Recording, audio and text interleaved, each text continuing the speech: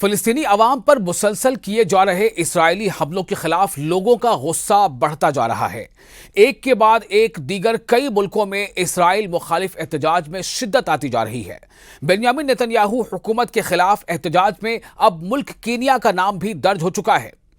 اب آپ کو یہ بتانے جا رہے ہیں کہ یہ سلسلہ جو ہے یہ صرف کینیا تک محدود نہیں ہے، بلکہ کئی ملکوں میں اب یہ احتجاج کا سلسلہ بڑھتا جا رہا ہے، یعنی اسرائیل کے خلاف احتجاج۔ تو جیسا ہم نے آپ کو پہلے بتایا کہ مظاہروں کا سلسلہ کینیا میں نہیں بلکہ میکسیکو اور حتیٰ کہ خود اسرائیل میں بھی جاری ہیں۔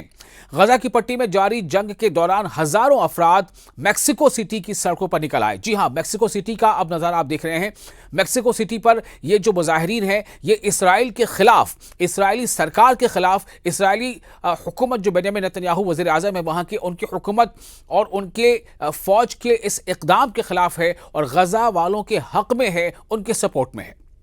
تو یہ لوگ جب سڑکوں پر نکلے تو انہوں نے اسرائیل کے ساتھ ساتھ سفارتی تعلقات منقطع کرنے کا مطالبہ بھی کیا، یعنی کہ نہ صرف یہ کہ یہ اسرائیل کے اوپر جنگ بندی کا دباؤ بنا رہے تھے، یہ چاہ رہے تھے کہ اسرائیل جنگ بندی کر دے، بلکہ خود یہ میکسیکو سٹی کے رہنے والے اپنی حکومت سے مطالبہ کر رہے ہیں کہ اسرائیل کے ساتھ جتنے بھی سفارتی تعلقات ہیں یعنی ڈپلومیٹک ریلیشن ہیں انہیں منقطع کر دیا جائے۔ یہ اس بات کا بھی مطالبہ کر رہے تھے یہ مظاہرین جو میکسیکو کے سڑکوں پر نکلے ہیں۔ مظاہرین نے جھنڈے اور بینرز لہراتے ہوئے، فلسطینیوں کی حمایت میں نعرے لگاتے ہوئے، ڈھول اور تالیاں بھی بجاتے ہوئے شہروں میں انہوں نے مارچ کیا، اور جیسے کہ خبریں ہیں کہ کئی شہروں میں یہ مارچ نکلے، یعنی میکسیکو سٹی کے ساتھ ساتھ آس پاس کے بھی کئی علاقوں میں ایسے مارچ ہوئے ہیں، اور اب لگاتار کئی ملکوں میں اس طرح کے احتجاج کا سلسلہ بڑھتا جا رہا ہے۔ اس سے پہلے ہم نے آپ کو بتایا تھا کس طرح سے اسپین میں مظاہرے ہو رہے ہیں، نیدرلینڈ میں مظاہرے ہو رہے ہیں، اٹلی میں مظاہرے ہو رہے ہیں، آسٹریلیا میں مظاہرے ہو رہے ہیں، کئی جگہوں پر مظاہرے ہوئے تھے، کئی جگہوں پر کئی ملکوں میں اس طرح کے پروٹیسٹ مارچ نکلا، اور اکثر یہ ہو رہا ہے خاص طور سے اب جب کہ اسرائیل اپنے اس منصوبے کے پیچھے پڑا ہے کہ غزہ پر مکمل قبضے کے منصوبے کے پیچھے پڑا ہے، تب سے ایسے مظاہروں کا سلسلہ بھی بڑھ گیا ہے۔ بہت سے مظاہرین کے لیے انہوں نے کہا کہ انہوں نے غزہ میں جنگ جاری رہنے کے جو مناظر دیکھے ہیں، جو تصویریں دیکھی ہیں سوشل میڈیا کے ذریعے سے یا ٹیلی ویژن پر، انہوں نے انہیں باہر آنے اور حکومت کو اپنے مطالبات پیش کرنے پر مجبور کر دیا۔ یعنی کہ لوگ یہ کہہ رہے تھے جو پروٹیسٹ پہ شامل تھے کہ انہوں نے وہ تمام تصویریں دیکھی ہیں جو جنگ زدہ تصویریں ہیں، جنگ کے حالات کی تصویریں بیان کر رہی ہیں، جن میں بھوکے بچے نظر آ رہے ہیں، جن میں معذور افراد نظر آ رہے ہیں جو جنگ کی وجہ سے کسی کے ہاتھ ختم ہو گیا، کسی کا پیر کٹ گیا، کوئی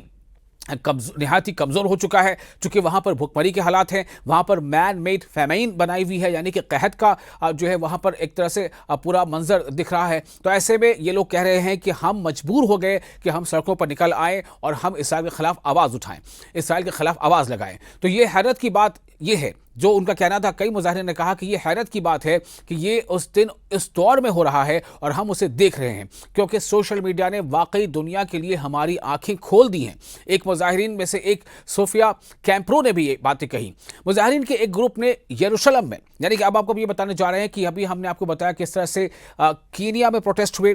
اس کے بعد ہم نے آپ کو بتایا کہ کس طرح سے اسرائیل کے اس حملے کے خلاف، اسرائیل جو فلسطین پر بمباری کر رہا ہے اس کے خلاف میکسیکو سٹی میں پروٹیسٹ ہوئے۔ اب آپ کو بھی یہ بتانے جا رہے ہیں کہ کس طرح سے خود اسرائیل کے اندر، خود اسرائیلی عوام بھی اپنی حکومت کے اس فیصلے کے خلاف ہے، یعنی کہ اسرائیل کی عوام کی ایک بڑی تعداد وہ بنیامین نیتن یاہو کے فیصلے کے خلاف ہے، بنیامین نیتن یاہو کے غزہ پر لگاتار بمباری کرنے کے فیصلے کے خلاف ہے۔ تو اس لیے مظاہرین کے ایک گروپ نے یروشلم جو کہ اسرائیل کا ایک شہر ہے، یروشلم میں اسرائیلی وزیر اعظم کے رہائش گاہ کے قریب مظاہرہ کرتے ہوئے غزہ میں جنگ بندی اور یرغمالیوں کے معاہدے کا مطالبہ کیا۔ اب ذرا سوچیں کہ بنیامین نیتن یاہو جو اسرائیل کے وزیر اعظم ہیں، ان کے رہائش گاہ کے قریب یہ مظاہرے ہو رہے ہیں، اور یہ مظاہرہ کون کر رہا ہے؟ یہ اسرائیل کی عوام مظاہرے کر رہی ہے۔ تو اسرائیل کے وزیر دفاع نے جو چند روز قبل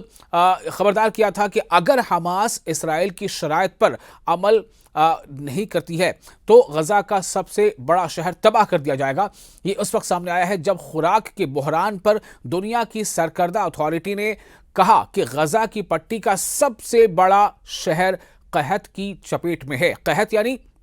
فیمین، यानी अकाल। अब आप सोचें, ऐसा नहीं है कि वहां पर अनाज की कमी जो है वो कुदरती तौर पर होगी, बल्कि बाहर से जो एड्स आ रही हैं, एड ट्रक्स जो आ रही हैं, उन्हें मिस्र के बॉर्डर पर ही रोक दिया जा रहा है। उन्हें इसराइल उन ट्रक्स को, एड ट्रक्स को, खाने पीने की खुराक को, खाने पीने की अशिया को, या अद्वियात को, या दूसरी तमाम मदद की चीज़ों को, जिनमें कपड़े हैं, टेंट्स हैं, उन्हें वो गजा के अंदर दाखिल होने ही नहीं दे रहा है। नतीजा ये है कि गजा में जो लोग रह रहे हैं उनमें खुराक की बेहद कमी हो गई है, और इतनी कमी हो गई है कि कई बार ऐसी फिलिस्तीनी अथॉरिटी की रिपोर्ट आई है कि भूख से कई लोगों की मौत हो गई, जिनमें बच्चों की अक्सरियत है। तो ये कि जंग बंदी और इंसानी इमदाद पर पाबंदियों के खात्मे के बगैर ये पूरे इलाके में फैलने का इम्कान है, इस बात का इम्कान जाहिर किया है, और इस बात को लेकर के काफ़ी परेशान है खुद इसराइल की वो अवाम जो इसराइली हुकूमत के गजा पर हमले के खिलाफ है। वज़ीर आज़म बेंयामिन नेतन्याहू, यानी इसराइल के वज़ीर आज़म बेंयामिन नेतन्याहू के कहने के एक दिन बाद जब वो फ़ौज को गजा शहर पर कब्जे के लिए एक बड़ा ऑपरेशन करने का इख्तियार देंगे, वज़ीर दिफा इसराइल कार्ड्स ने खबरदार किया कि ये रफ़ा और बैत हनून में तब्दील हो सकते हैं, जो कि जंग के शुरू में बड़े पैमाने पर मलबे का ढेर बन गए। यानी कि दो ऐसे शहर हैं गजा के आसपास के, फ़लस्तीन के दो शहर जिनका नाम है रफ़ा और बैत हनून, ये दोनों जो है मलबे में तब्दील हो गए हैं। और इसी तरह से ये वार्निंग दी गई है कि गजा सिटी को भी जो है मलबे में तब्दील कर दिया जाएगा, जो कि जंग के शुरू में बड़े पैमाने पर मलबे का ढेर बन गए थे रफ़ा और बैत हनून। तो नेतन्याहू तमाम यरगमालियों को वतन वापस लाने के लिए कुछ नहीं कर रहे हैं। हम ट्रंप और तमाम अमरीकियों से भी कह रहे हैं कि वो हमारे पीछे खड़े हों ताकि तमाम यरगमाली वापस आ जाएं। ये कौन कह रहा है? ये इसराइल की वो अवाम ये कह रही है जो बेंयामिन नेतन्याहू के, यानी कि इसराइल की हुकूमत के हमले का जो फैसला है उसके खिलाफ है, यानी जो खुद अपनी हुकूमत के मुखालिफ है। और वो लगातार वहाँ की आवाम जो इसराइल में ये प्रोटेस्ट कर रही है, यरूशलेम में, वो ये मांग कर रही है कि इसराइल की हुकूमत गजा पर हमले रोक दे और इसके बदले में जो है वहाँ पर सीज़फायर की डील करे और जो बंदी हैं हमास के कब्जे में जो भी हैं उन्हें वापस लाया जाए। तो इस तरह से ये खुद इसराइल में भी लोग अब इसके खिलाफ शिद्दत इख्तियार करते जा रही है, अपनी आवाज़ बुलंद करने में और मुजाहरे करने में। एक और आपको बता दें कि एक ऐसे शख्स हैं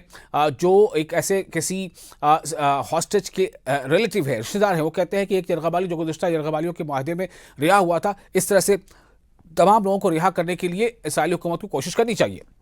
हमास ने इस हफ्ते के अवाइल में कहा था कि उसने अरब सालिसों की जानिब से, यानी अरब मीडिएटर्स की जानिब से जंग बंदी की तजवीज़ पर इत्तेफाक किया है, जिसे अगर इसराइल कबूल कर लेता है तो जारहियत को रोक सकता है। इस तजवीज़ में यरगमालियों और कैदियों के तबादले और इसराइली फ़ौजियों की वापसी पर मुश्तमिल मरहलावार मुआहदे का खाका पेश किया गया, जबकि तवील मुद्दती यानी लॉन्ग टर्म जंग बंदी पर बातचीत जारी है। इसराइली रहनुमाओं ने इस साल के शुरू में इसी तरह के मुआहदे को तर्क करने के बाद से नेतन्याहू के इत्तेहाद में तकसीम और इनके दाएं तरफ से सख्त मुखालफत के दरमियान ऐसी शराइत की मज़ाहमत की है। गजा की पट्टी में जारी जंग के दौरान हजारों अफराद हाल के दिनों में जो तस्वीर सामने आई है, मेक्सिको सिटी की सड़कों पर किस तरह से निकल आए, और फिर हमने आपको दिखाया कैसे वो कीनिया में लोग सड़कों पर निकल आए। इसी तरह के खिलाफ आवाज़ उठी हो या इसराइल जंग को बंद करे, गजा पर हमले बंद करे, इसको खिलाफ लेकर के सड़कों पर आवाम उतरे हों, ऐसी रिपोर्ट्स कम आई हैं।